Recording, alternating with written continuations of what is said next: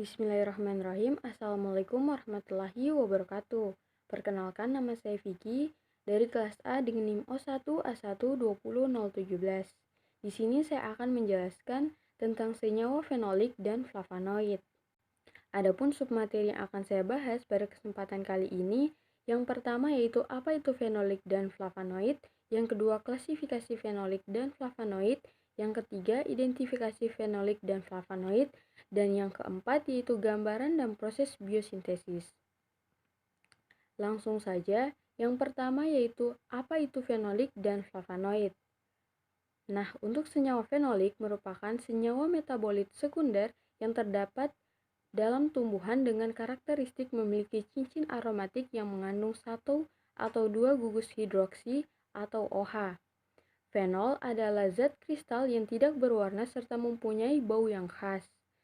Senyawa fenol dapat mengalami oksidasi sehingga dapat berperan sebagai reduktor.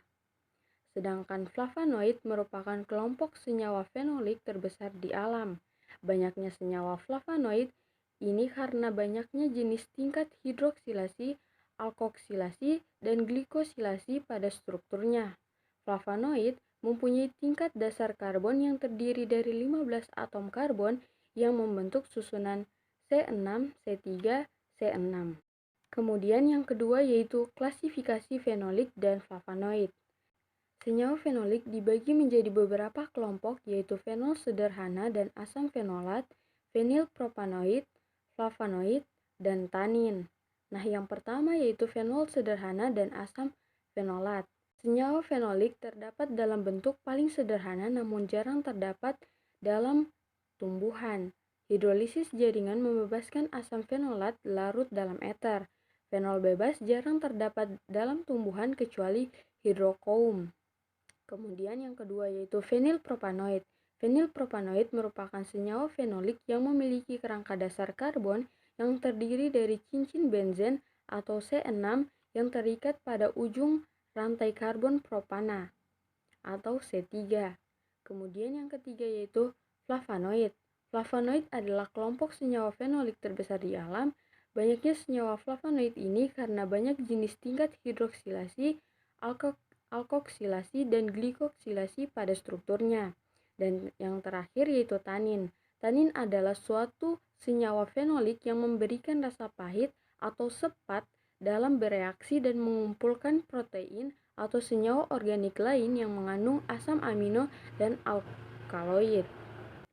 Sedangkan untuk senyawa flavonoid dibagi menjadi beberapa kelompok yaitu aglikon flavonoid. Aglikon flavonoid sendiri dibagi juga menjadi beberapa golongan dengan struktur dasar seperti flavon, flavanol, dan sebagainya seperti yang terlihat pada slide.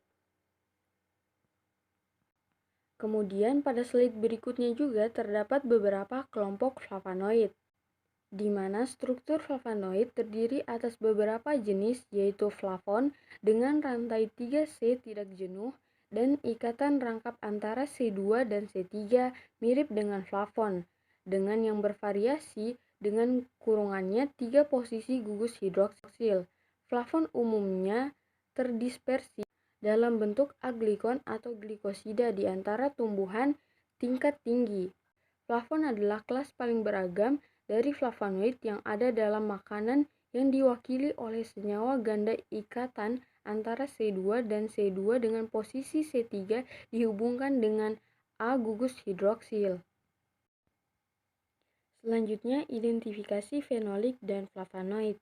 Nah, untuk identifikasi fenolik bisa menggunakan uji kuantitatif analisis kandungan fenol dengan metode kolorimetri Follin-Ciols-Celteu. Prinsip metode ini adalah oksidasi gugus fenolik hidroksil, di mana reaksi yang digunakan adalah ion polimerik yang terbentuk dari asam fosfomolibdat dan asam heteropolifosfat stat.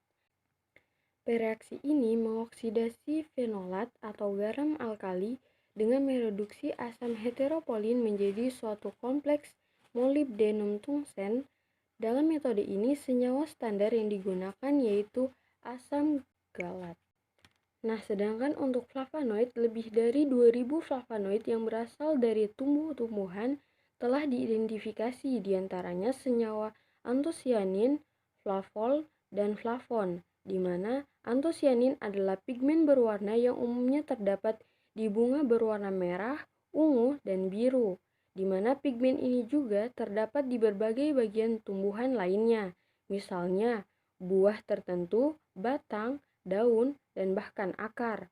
Flavonoid sebagian besar terhimpun dari vakuola sel tumbuhan walaupun tempat sintesisnya ada di luar vakuola.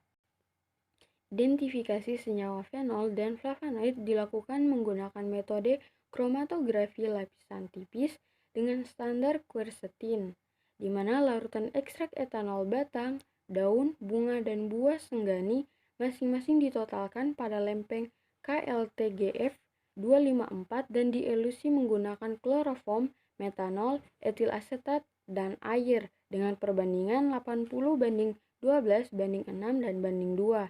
Kemudian diamati bercak pada lampu UV 254 dan 366 mikrometer. Setelah itu disemprotkan dengan pereduksi FeCl3 yang akan menghasilkan warna hijau, merah, ungu, biru, atau hitam dengan menandakan hasil positif dan berwarna kuning pada reaksi AlCl3.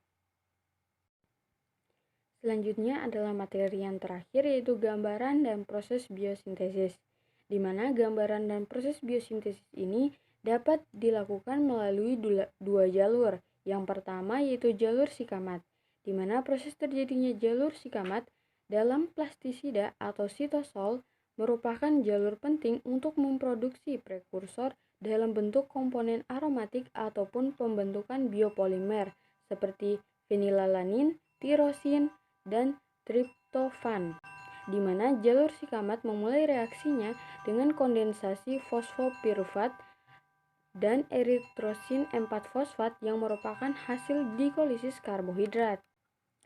Selanjutnya, prekursor fenilalanin dengan bantuan enzim membentuk asam salisilat, flavonoid, dan ligan, di mana proses pembentukan tersebut digolongkan ke dalam metabolisme sekunder fenilalanin yang merupakan prekursor. Hampir semua komponen fenolik reaksi pembentuk komponen fenolik dengan frekuensi fenilalanin disebut dengan metabolisme fenilpropanoid. Metabolisme tersebut diinduksi oleh fenilalanin amonia liase atau PAL, di mana PAL terdapat dalam jaringan vaskular dengan mengeliminasi amonia dari fenilalanin menghasilkan transaminat, di mana reaksi pembentuk asam salisilat, flavonoid, dan ligan oleh fenilalanin. Selanjutnya, asam pekumarat oleh enzim diubah menjadi 4-kumaroyl-CoA yang pada akhirnya menghasilkan bermacam-macam flavonoid.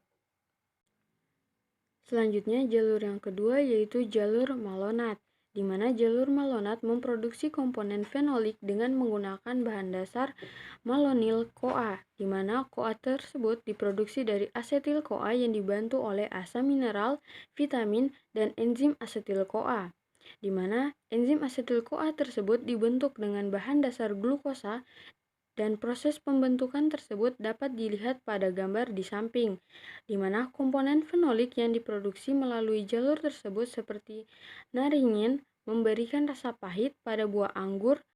Kemudian jalur malonat juga memproduksi cincin A flavonoid, sedangkan cincin A dan B diproduksi melalui jalur sikamat. Berikut adalah daftar pustaka dari berbagai literatur yang saya gunakan. Nah, sekian materi yang dapat saya sampaikan. Lebih dan kurangnya mohon dimaafkan. Billahi taufiq wal hidayah. Wassalamualaikum warahmatullahi wabarakatuh.